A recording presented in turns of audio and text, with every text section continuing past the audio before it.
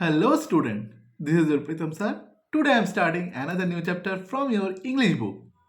Today I am explaining this new chapter from your English book. That is, the chapter name is Sir Isaac Newton.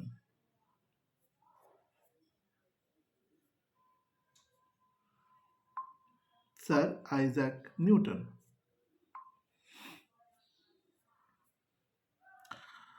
Sir Isaac Newton and the apple, মানে পুরো গল্পটা হচ্ছে sir Isaac Newton and the অ্যাপেলের সম্বন্ধে পুরো গল্পটা। So, Sir Isaac Newton was a great thinker. He observed everything around him and studied the reason why they happen. Nothing escaped his keen sense of observation. So এখানে আছে sir Isaac Newton একজন মহান চিন্তাবিদ ছিলেন। তিনি তার চারপাশের সব কিছু পর্যবেক্ষণ করতেন, ঠিক আছে, চারপাশে সব কিছু দেখতেন এবং কেন ঘটেছিল তার কারণগুলো অধ্যয়ন করতেন বা পড়তেন। কিছুই তার পর্যবেক্ষণের প্রখর বোধ থেকে এড়াতে পারেনি। তিনি প্রকৃতির নিয়ম সম্পর্কে এতটাই জানতেন যে তার সময়ের জন্য কেউ তার মতো বিশ্বকে বুঝতে পারেনি। আমি পুরো গল্পটা একটু বেঙ্গলিতে বলে দিচ্ছি, ঠিক আছে। স্যার নিউটন কখনই অনুভব করেননি যে তিনি যথেষ্ট জানেন। তিনি সর্বদা খোঁজেন জ্ঞান এবং আরও উত্তর তিনি অনুভব করেছিলেন যে প্রতিবার তিনি নতুন কিছু শিখেছেন। এটি উত্তর নেওয়ার জন্য আরও প্রশ্ন উন্মুক্ত করেছেন, কারণ কেবল বোকারাই বিশ্বাস করে যে তারা সব কিছু জানে। তিনি সবসময় মনে করতেন বোকারাই বলে যে তারা সব কিছু জানে। শেখার এবং আবিষ্কারের বছর পরে যখন তিনি একজন বৃদ্ধ মানুষ, তিনি একবার বলেছিলেন, আমি মনে হয় শুধু ছিলাম সমুদ্র তীরে খেলা ছেলের মতো। আমি একটা মসৃণ খুঁজে পেয়ে নিজেকে মজা করছি। নুড়ি বা একটি সুন্দর শেল, কিন্তু সত্যের মহাসমুদ্র এখনো আমার সামনে অজানা এবং অনাবিষ্কৃত রয়েছে। সো আমি আবার গল্পটায় চলে যাই। সো এখানে বলা হয়েছে নাথিং এসকেপড, কোনো কিছুই লুকানো ছিল না ওর কাছে, যেটা বললাম। Sir Newton never felt that he knew enough, উনি কখনোই মনে করতেন না যে উনি সব কিছুই জানেন। He was always seeking new knowledge, এবং উনি নতুন নতুন নলেজের ব্যাপারে উনি খুব খুঁজতেন। And he learn something new, he opened up more questions to answer because only fools believe that they know everything, একমাত্র বোকারাই ভাবে যে তারা সব কিছু জানে এবং বোঝে। I seems to have been only like a boy playing on a seashore, আমি একটা সেই ছেলের মতো, বালক ছেলের মতো আমি অভিনয় করি যে সমুদ্রের পাড়ে আছে। I have amused myself to finding a smooth pebbles or a petty shell, but the great opens on truth.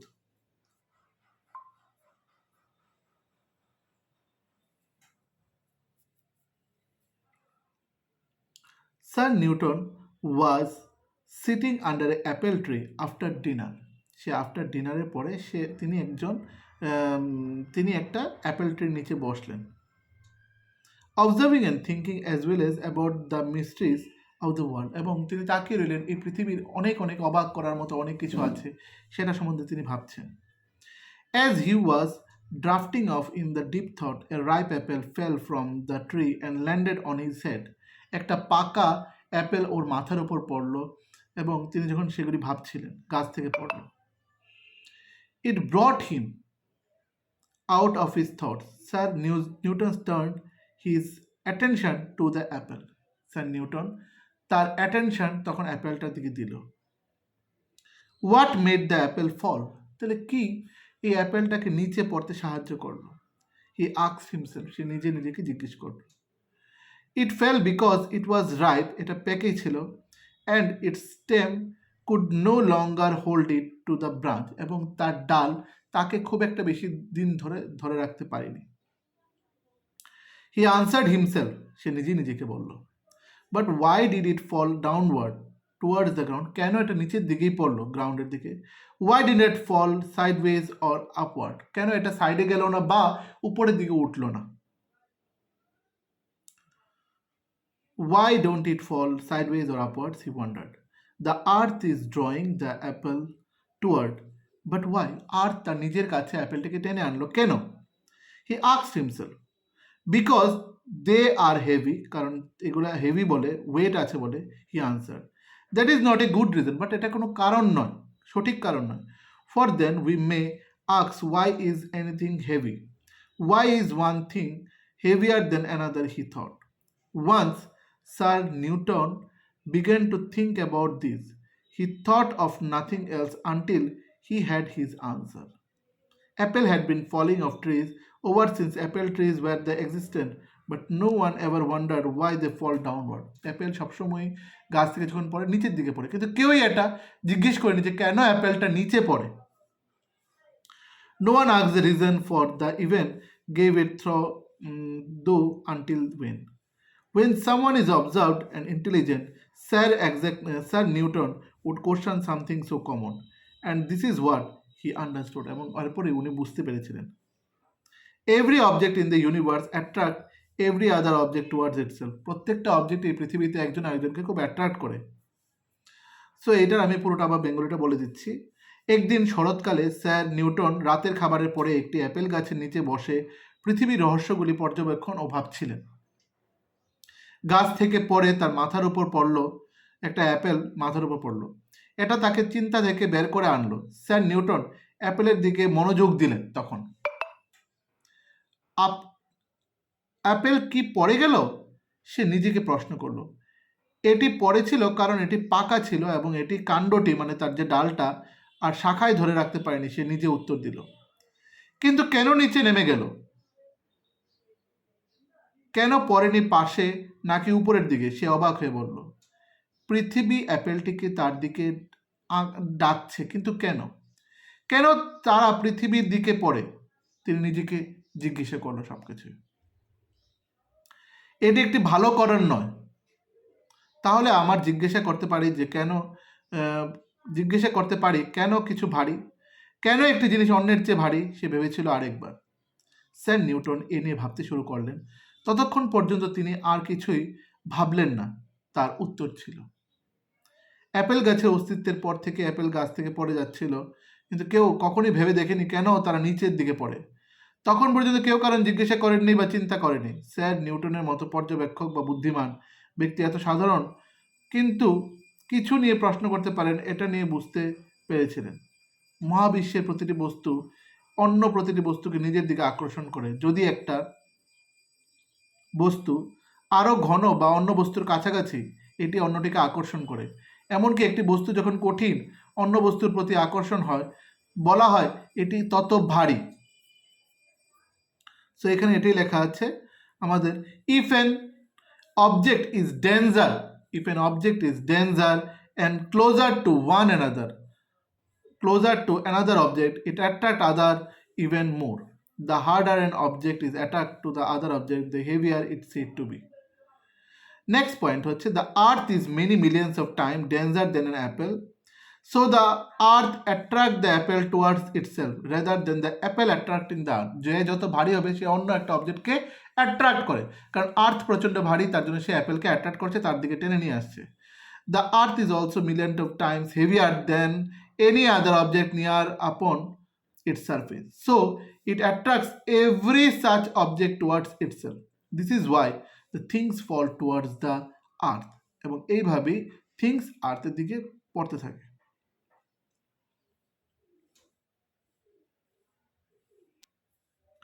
So এটা হচ্ছে পৃথিবী একটি আপেলের চেয়ে কয়েক মিলিয়ন গুণ বড়। এই আপেল পৃথিবীকে আকর্ষণ করার চেয়ে পৃথিবী আপেলকে নিজের দিকে আকর্ষণ করে। পৃথিবী এটি তার পৃষ্ঠের কাছাকাছি এবং তার উপরে থাকা অন্য যে কোনো বস্তুর চেয়ে লক্ষ লক্ষ গুণ বেশি ভারী। তাই এটি এমন একটি বস্তুকে নিজের দিকে আকর্ষণ করে, এই কারণে জিনিসগুলি পৃথিবীর দিকেই পড়ে। So we call this force of attraction gravitation. Gravitation causes the apple to fall. It causes things to have weight. It keeps all things in their proper place, and it also keeps the moon in the earth's orbit. Next point হচ্ছে, the force of gravitation itself is yet to be fully understood, but it goes beyond Sir Newton's apple and the surface of the earth. Gravitation is the law that controls the universe. Without gravitation, nothing would exist. So আমরা এখানে বলি এই আকর্ষণ শক্তিকে আমরা বলি মধ্যাকর্ষণ শক্তি, মানে gravitational. যেটা মধ্যাকর্ষণ আপেলের মতোই আপেলের পতন ঘটা, মানে নিচে সে নামায়। এটির কারণে জিনিসের ওজন হয়, এটি সমস্ত জিনিসকে তাদের সঠিক জায়গায় রাখে এবং এটি চাঁদকে পৃথিবীর কক্ষপথে রাখে গ্র্যাভিটেশনাল ফোর্সের জন্য। মহাকর্ষ বল নিজেই এখনও পুরোপুরি বোঝা যায়নি, কিন্তু তা ছড়িয়ে যায় স্যার নিউটনের অ্যাপেল এবং পৃথিবীর পৃষ্ঠে। মহাকর্ষ যে নিয়ম মহাবিশ্বকে নিয়ন্ত্রণ করে, মহাকর্ষণ না থাকলে কিছুই থাকবে না, মানে গ্র্যাভিটেশন না থাকলে কিছুই থাকে না। নেক্সট হচ্ছে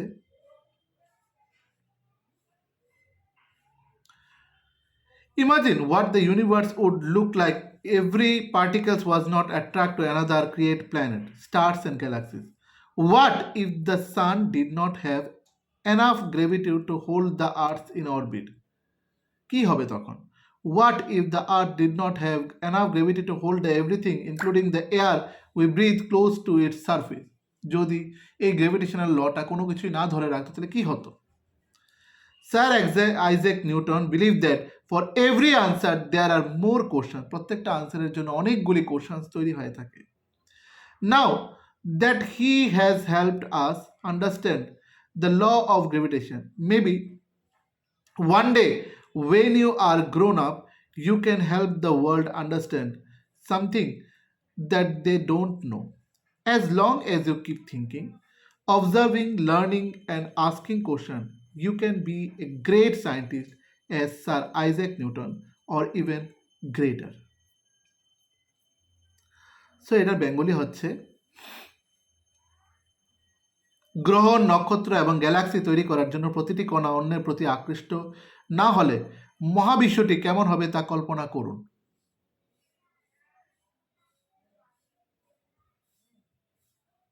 পৃথিবীকে কক্ষপথে ধরে রাখার জন্য সূর্যের পর্যাপ্ত মধ্যাকর্ষণ না থাকলে কি হবে?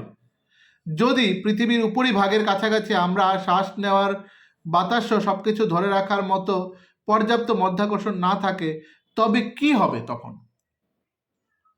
স্যার আইজ্যাক নিউটন বিশ্বাস করতেন যে প্রতিটি উত্তরের জন্য আরও অনেক প্রশ্ন থাকে। এখন যেহেতু তিনি আমাদের মহাকর্ষের নিয়ম বুঝতে সাহায্য করছেন, হয়তো একদিন আপনি যখন বড় হবেন আপনি বিশ্বকে এমন কিছু বুঝতে সাহায্য করতে পারেন তা তারা জানে না। যতক্ষণ আপনি চিন্তা, পর্যবেক্ষণ, শিখতে এবং প্রশ্ন জিজ্ঞাসা করতে পারবেন, আপনি স্যার আইজ্যাক নিউটনের মতো বা তার চেয়েও বড় বিজ্ঞানী হতে পারবেন। Last, the apple tree that gave Sir Newton that great insight still stands to this day to Lincolnshire. England, maybe one day you should visit the tree. And who knows, you could be the inspired to unlock more secret of the universe. হয়তো তুমি অনেক কিছু আরও খুঁজে বের করে নিয়ে আসবে। যে আপেল গাছটি স্যার নিউটনকে মহান অন্তর্দৃষ্টি দিয়েছিল, অনেক কিছু ভাবতে সাহায্য করেছিল, তা আজও ইংল্যান্ডের লিঙ্কনশায়ারে দাঁড়িয়ে আছে। এটা কোথায়? ইংল্যান্ডের লিঙ্কনশায়ারে দাঁড়িয়ে আছে।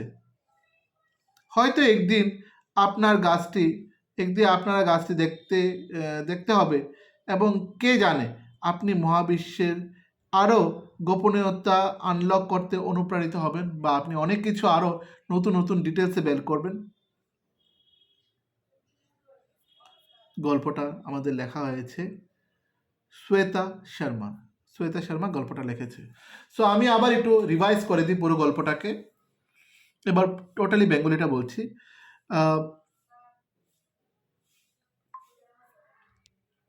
স্যার আইজ্যাক নিউটন একজন মহান চিন্তাবিদ ছিলেন। তিনি তার চারপাশের সবকিছু পর্যবেক্ষণ করতেন এবং কেন ঘটেছিল তার কারণগুলো অধ্যয়ন করতেন।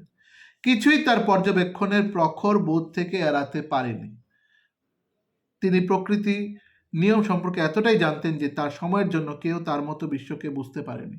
মানে উনি এই পৃথিবীটাকে ভালো করে বুঝতেন, কারণ সায়েন্টিস্ট ছিলেন তো, এবং তার মতো করে সেরকম চিন্তাধারায় অনেকেই সেরকম ঠিকভাবে বুঝতে পারেনি। স্যার নিউটন কখনই অনুভব করেননি যে তিনি যথেষ্ট জানেন, এবং তিনি কখনই বলতেন না যে আমি সব জানি। তিনি সর্বদা নতুন খোঁজেন, যে প্রতিবার তিনি নতুন কিছু শিখেছেন। এটি উত্তর দেওয়ার জন্য আরও প্রশ্ন উন্মুক্ত করেছে, কারণ কেবল বোকারাই বিশ্বাস করে যে তারা সব কিছু জানে। উনি এটাও বলেছেন যে ওনার অনেক কিছু শিখতে লাগবে, জানতে লাগবে, অনেক কিছু খোঁজারও চেষ্টা করতেন, এবং উনি এটা বিলিভ করতেন বোকারাই খালি সবসময় বলে যে আমি সব জানি, আমি সব পারি। শেখার এবং আবিষ্কারের বছরের পর বছর সময় লাগে। যখন তিনি একজন বৃদ্ধ মানুষ, তিনি একবার বলেছিলেন, আমার মনে হয় শুধু আমি ছিলাম হয়তো সমুদ্রের তীরে খেলা খোলা একটা আকাশের মধ্যে একটা ছেলের মতো। আমি একটি মসৃণ সে একটা পাথর খুঁজে পেয়ে নিজেকে মজা করেছি, নুড়ি বা একটি সুন্দর শেল, কিন্তু সত্যের মহাসমুদ্র এখনো আমার কাছে অজানা বা অনাবিষ্কৃত। মানে আমি এখনো অনেক কিছু খুঁজতে লাগবে সেই সমুদ্র থেকে। একদিন শরৎকালে স্যার নিউটন রাতের খাবারের পরে একটি আপেল গাছের নিচে বসে পৃথিবীর রহস্যগুলো পর্যবেক্ষণ এবং ভাবছিলেন, পৃথিবীর কথাগুলি ভাবছিলেন। তখন গাছ থেকে পড়ে তখন একটা আপেল তার মাথায়, এবং সেই আপেলটা সে চিন্তা করতে বাধ্য করলো, কেন অ্যাপেলটা মাথার উপর পড়লো এবং সেটা কেন গ্রাউন্ডে আসলো, কেন এটা সাইডে গিয়ে পড়লো না, বা কেন এটা উপরের দিকে উঠে গেল না সেই অ্যাপেলটা। উনি নিজেকে বলল, আপেলটি পড়ে গেল কিভাবে? সে নিজেকে প্রশ্ন করল। এটি পড়েছিল কারণ এটি পাকা ছিল এবং এর কাণ্ডটি, মানে যে ডালটা যেটা আপেলের মধ্যে লেগে থাকতো, আপেলটাতে লেগে থাকতো, কাণ্ডটি শাখায় ধরে রাখতে পারে না। সে নিজেই আবার উত্তর দিল। কিন্তু কেন নিচে নেমে গেল, সাইডে গেল না, কেন উপরের দিকে উঠলো না, সেটা আবার অবাকের মতো প্রশ্ন জিজ্ঞেস করলো। পৃথিবী অ্যাপেলটিকে তার দিকে ডাকছে, তিনি কেন, কিন্তু কেন কেন তারা পৃথিবীর দিকেই পড়ে? তিনি নিজেকে জিজ্ঞেস করলো। কারণ তারা ভারী, তিনি উত্তর দিলেন। এটি একটি ভালো কারণ না, তারপর এটা একটা কোনো সলিড রিজন না। তাহলে আমরা জিজ্ঞাসা করতে পারি কেন কিছু ভারী? কেন স্যার নিউটন এ নিয়ে ভাবতে শুরু করলেন যে ভারী জিনিসগুলো কেন স্মল বা মানে লাইট ওয়েট জিনিসগুলোকে নিজের কাছে আকর্ষণ করে বা অ্যাট্রাক্ট করে? অ্যাপেল গাছের অস্তিত্বের পর থেকে অ্যাপেল গাছ থেকে পড়ে যাচ্ছিল, কিন্তু কেউ কখনো ভেবে দেখেনি কেন তার নিচের দিকে পড়ে। আগেও অ্যাপেল গাছ থেকে ভেবেই পড়তো, কিন্তু আগে এরকম কোশ্চেন্স কেউ কাউকে করেনি। স্যার নিউটনের মতো পর্যবেক্ষক বা বুদ্ধিমান কোনো ব্যক্তিত্ব এই পৃথিবীতে ছিল না। মহাবিশ্বের প্রতিটি বস্তু অন্য প্রতিটি বস্তুকে নিজের দিকে আকর্ষণ করে। যদি একটা বস্তুটি আরও ঘন বা অন্য বস্তুর কাছাকাছি, এটি অন্যকে আকর্ষণ করে। এমনকি বস্তু যত কঠিন অন্য বস্তুর প্রতি আকর্ষণ হয়, এটি তত ভারী বলা হয় বা ওজনে বেশি বলা হয় তাকে। পৃথিবী একটি আপেলের চেয়ে অনেক মিলিয়ন গুণ ঘন। তাই অ্যাপেল পৃথিবীর আকর্ষণ করার চেয়ে পৃথিবী অ্যাপেলকে নিজের দিকে আকর্ষণ করে। পৃথিবী এটি তার পৃষ্ঠের কাছাকাছি এবং তার উপরে থাকা অন্য যে কোনো বস্তুর চেয়ে লক্ষ লক্ষ গুণ বেশি ভারী মনে করে। তাই এটি এমন একটি বস্তুকে নিজের দিকে আকর্ষণ করে, এই কারণেই জিনিসগুলো পৃথিবীর দিকে পড়ে। এই আকর্ষণ শক্তিকে আমরা বলি মধ্যাকর্ষণ শক্তি। মধ্যাকর্ষণ আপেলের মতো ঘটায়। এটির কারণে জিনিসের ওজন হয়। এটি সমস্ত জিনিসকে তাদের সঠিক জায়গায় রাখে এবং এটি চাঁদকে পৃথিবীর কক্ষপথে রাখে। মহাকর্ষণ বল নিজেই এখনো পুরোপুরি বোঝা যায়নি, কিন্তু তা ছড়িয়ে যায় সারা স্যার নিউটন, অ্যাপেল এবং পৃথিবীর পৃষ্ঠে। মহাকর্ষ যে নিয়ম মহাবিশ্বকে নিয়ন্ত্রণ করে, মধ্যাকর্ষণ না থাকলে কিছুই থাকবে না।